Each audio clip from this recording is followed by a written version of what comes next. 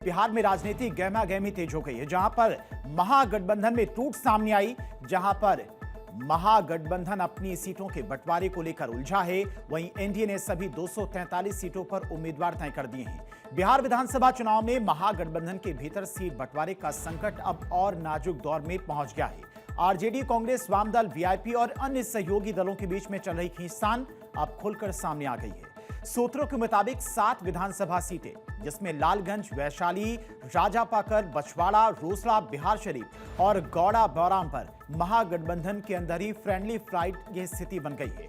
Gowda Bauram seat पर RJD और कांग्रेस दोनों ने अपने उम्मीदवार मैदान में उतार दिए हैं। आरजेडी ने पहले यह सीट वीआईपी के खाते में जाने की बात कही थी, लेकिन चुनाव आयोग ने दोनों पार्टियों के नामांकन स्वीकार कर लिए। अगर 20 अक्टूबर तक आरजेडी उम्मीदवार नाम वापस नहीं लेते हैं तो यहां पर भी महागठबंधन के 2 उम्मीदवार आमने सामने होंगे और इस सीट पर वीआईपी ने संतोष सहनी और आरजेडी ने अफजल अली खान को उम्मीदवार बनाया है। दरअसल महागठबंधन में दरार सिर्फ आरजेडी और कांग्रेस तक ही सीमित नहीं है। झारखंड मुक्ति मोर्चा ने भी महागठबंधन का साथ छोड़ दिया है। जेएमएम ने घोषणा की है कि वे बिहार की 6 विधानसभा सीटों पर अपने उम्मीदवार उतारेगी। जेएमएम महासचिव सुप्रियो भट्टाचार्य ने कहा कि पार्टी बिहार में 6 सीटें चकई, दमदाहा, कटोरिया, पीरपैंती, मनिहारी और जमुई पर अपने दम पर चुनाव लड़ेगी और इस फैसले में एमएस महागठबंधन में दरार साफ दिखाई दे रही है। आपको बता दें कि बिहार विधानसभा चुनाव में टिकट बंटवारे को लेकर कांग्रेस के अंदर भी बगावत हो गई। कांग्रेस के कई नेताओं ने अपनी ही पार्टी पर गंभीर आरोप लगाए हैं। कांग्रेस प्रवक्ता और रिसर्च विभाग के अध्यक्ष आनंद माधव ने पार्टी के सभी पदों से इस्तीफा देने की घोषणा की। अब कांग्रेस के लिए यह परेशानी खड़ी हो गई है कि अंदर की कलेश से निपटें या फिर सीट शेयरिंग पर आरजेडी के आगे सरेंडर कर चुनाव को लड़ें। और एक बार फिर बारिश कहर बरपाने के लिए तैयार है। मौसम विभाग ने इसको लेकर अलर्ट जारी किया। देश के कई राज्यों में आज मूसलाधार बारिश का अलर्ट जारी किया गया, लेकिन केरल में बारिश ने कहर बरपाना भी शुरू कर दिया है। भारी बारिश ने केरल के कई जिलों में बाढ़, भूस्खलन और बड़ा नुकसान मचाया है। आईएमडी ने उत्तरी केरल के 5 जिले, जिसमें इडुक्की, मलपुरम, कोझिकोड, कुन्नूर और कासरगोड के लिए ऑरेंज अलर्ट जारी किया है। कोची में रात भर हुई बारिश के बाद दक्षिण रेलवे स्टेशन के आसपास की सड़कें जलमग्न हो गई थी।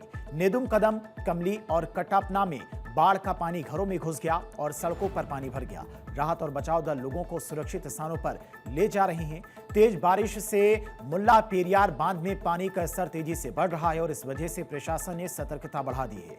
वहीं तमिलनाडु में भी बारिश का असर दिख रहा है। वहां पर बांधों में पानी बढ़ने के कारण मुल्ला पेरियार के 13 गेट खोले गए हैं और लगभग 1400 क्यूसेक पानी छोड़ा गया है। 3 अन्य बांधों से भी पानी छोड़ा जा रहा है ताकि स्थिति नियंत्रण में रहे। पूरी रात हुई मूसलाधार बारिश के बाद एर्नाकुलम रेलवे स्टेशन और आसपास के इलाकों में भारी जलभराव हो गया। नदियां उफान पर हैं। कई जगहों पर पानी घरों और खेतों तक पहुंच गया है। प्रशासन ने नदियों के किनारे रहने वाले लोगों को सतर्क रहने के कहा है। बाढ़ के कारण कई किसानों की फसलें बर्बाद हो गई हैं। वहीं खराब मौसम को देखते हुए मछुआरों को 22 अक्टूबर तक समुद्र में न जाने की सलाह दी गई है। दीपोत्सव 2025 के लिए अयोध्या नगरी पूरी तरह से तैयार है। 3D होलियोग्राफिक लेजर शो, 1000 से अधिक ड्रोन और जगमगाते दियों से भगवान राम की नगरी उनके स्वागत के लिए तैयार हो चुकी है। उत्तर प्रदेश सरकार इस साल अयोध्या में सरयू तट पर नवा दीपोत्सव मनाने जा रही है।